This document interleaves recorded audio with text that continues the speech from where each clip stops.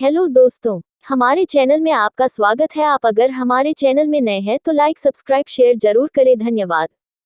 एक बार महर्षि गालव जब प्रातः सूर्यार्घ्य प्रदान कर रहे थे, उनकी अंजलि में आकाश मार्ग में जाते हुए चित्रसेन गंधर्व की थूकी हुई पीक गिर गई। मुनि को इससे बड़ा क्रोध आया। वे उसे शाप देना ही चाहते थे कि उन्हें अपने तपोनाश का ध्यान आ गया और वे रुक गए। उन्होंने जाकर भगवान श्री कृष्ण से फरियाद की, श्याम सुंदर तो ब्रह्मण्य देव ठहरे ही, झट प्रतिज्ञा कर ली 24 घंटे के भीतर चित्रसेन का वध कर देने की। ऋषि को पूर्ण संतुष्ट करने के लिए उन्होंने माता देव की तथा महर्षि के चरणों की शपथ ले ली। गालव जी अभी लौटे ही थे कि देवर्षि नारद वीणा झनकारते पहुंच गए। भगवान ने उनका स्वागत आतिथ्य किया। शांत होने पर नारद जी ने कहा, प्रभो, आप तो परमानंद कंद कहे जाते हैं। आपके दर्शन से लोग विषाद मुक्त हो जाते हैं, पर पता नहीं क्यों आज आपके मुख कमल पर विषाद की रेखा दिख रही है। इस पर श्याम सुंदर ने गालव जी के सारे प्रसंग को सुनाकर अपनी प्रतिज्ञा सुनाई। अब नारद जी को कैसा चैन आनंद आ गया। झटपट चले और पहुंचे चित्रसेन के पास।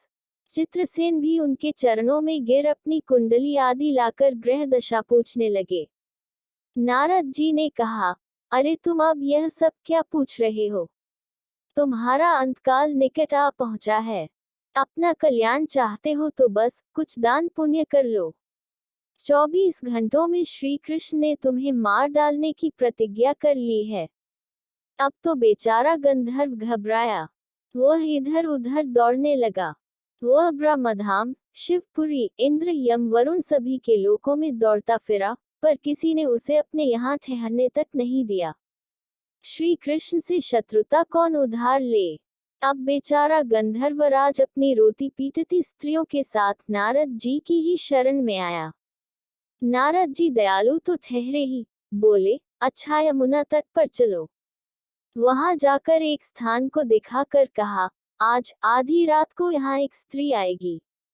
उस समय तुम ऊंचे स्वर में विलाप करते रहना। वह स्त्री तुम्हें बचा लेगी, पर ध्यान रखना, जब तक वह तुम्हारे कष्ट दूर कर देने की प्रतिज्ञा न कर ले, तब तक तुम अपने कष्ट का कारण भूलकर भी मत बताना। नारद जी भी विचित्र ठहरे।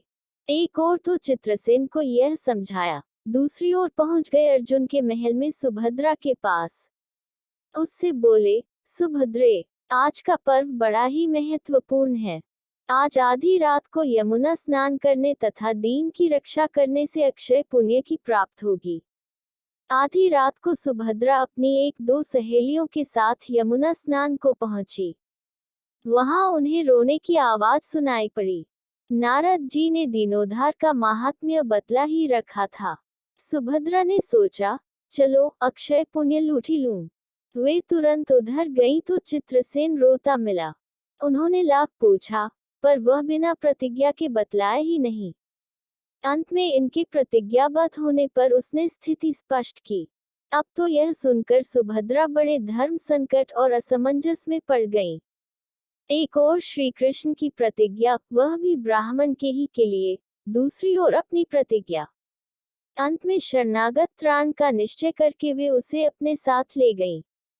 घर जाकर उन्होंने सारी परिस्थिति अर्जुन के सामने रखी। अर्जुन का चित्रसेन मित्र भी था। अर्जुन ने सुभद्रा को सांत्वना दी और कहा कि तुम्हारी प्रतिज्ञा पूरी होगी। नारद जी ने इधर जब यह सब ठीक कर लिया, तब द्वारका पहुंचे और श्री कृष्ण से कह दिया कि महाराज, अर्जुन ने चित्रसेन को आश्रय दे रखा है, इसलिए आप सोच विचार कर ही युद्ध के लिए चलें। भगवान ने कहा, नारद जी, एक बार आप मेरी ओर से अर्जुन को समझाकर लौटाने की चेष्टा करके तो देखिए। अब देवर्षि पुनः दौड़े हुए द्वारका से इंद्रप्रस्थ पहुंचे। अर्जुन ने सब सुनकर साफ कह दिया, यद्यपि मैं सब प्रकार से श्री कृष्ण की ही शरण हूँ और मेरे पास केवल उन्हीं का बल है, तथापि अब तो उनके दिए हुए उपदेश क्षात्र धर्म से कभी विमुख न होने की बात पर ही दृढ़ हूँ। मैं उनके बल पर ही अपनी प्रतिज्ञा की रक्षा करूंगा। प्रतिज्ञा छोड़ने में तो वे ही समर्थ हैं। दौड़कर देवर्षि अब द्वारका आए और ज्यों का त्यों अर्जुन का वृतांत कह सुनाया। अब क्या हो। युद्ध की तैयारी हुई। सभी यादव और पांडव रण क्षेत्र में पूरी सेना के साथ उपस्थित हुए। तुमुल युद्ध छिड़ गया। बड़ी घमासान लड़ाई हुई, पर कोई जीत नहीं सका। अंत में श्री कृष्ण ने सुदर्शन चक्र छोड़ा। अर्जुन ने पाशुपतास्त्र छोड़ दिया। प्रलय के लक्षण देखकर अर्जुन ने भगवान शंकर को स्मरण किया। उन्होंने दोनों शस्त्रों को मनाया। फिर वे भक्तवत्सल भगवान श्री कृष्ण के पास पहुंचे और कहने लगे, प्रभु, राम सदा सेवक रुचि राखी, वेद पुराण लोक सब राखी। भक्तों की बात के आगे अपनी प्रतिज्ञा को भूल जाना तो आपका सहज स्वभाव है। इसकी तो असंख्य आवृत्तियां हुई होंगी। अब तो इस लीला को यही समाप्त कीजिए। बाण समाप्त हो गए। प्रभु युद्ध से विरत हो गए। अर्जुन को गले लगाकर उन्होंने युद्ध श्रम से मुक्त किया। चित्रसेन को अभय किया। सब लोग धन्य धन्य कह उठे। पर गालव को यह बात अच्छी नहीं लगी। उन्होंने कहा, यह तो अच्छा मजाक रहा। स्वच्छ हृदय के ऋषि बोल उठे, लो मैं अपनी शक्ति प्रकट करता हूँ। मैं कृष्ण, अर्जुन, सुभद्रा समेत चित्रसेन को जला डालता हूँ। पर बेचारे साधु ने ज्यों ही जल हाथ में लिया, सुभद्रा बोल उठी, मैं यदि कृष्ण की भक्त हूँ और अर्जुन के प्रति मेरा प्रतिव्रत्य पूर्ण हो तो यह जल ऋषि के हाथ से पृथ्वी पर न गिरे। ऐसा ही हुआ। गालव बड़े लज्जित हुए। उन्होंने प्रभु को नमस्कार किया और वे अपने स्थान पर लौट गए। तदनंतर सबो अपने अपने स्थान को पधारे।